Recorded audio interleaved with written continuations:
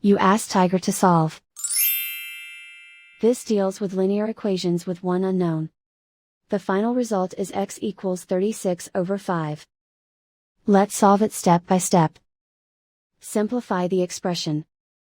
Find the greatest common factor of the numerator and denominator. Factor out and cancel the greatest common factor. Isolate the x.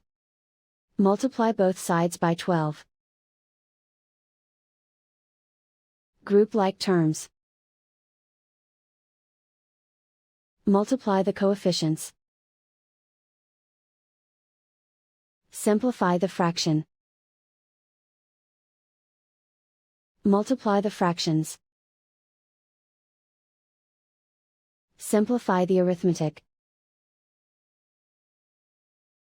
And so the final result is x equals 36 over 5.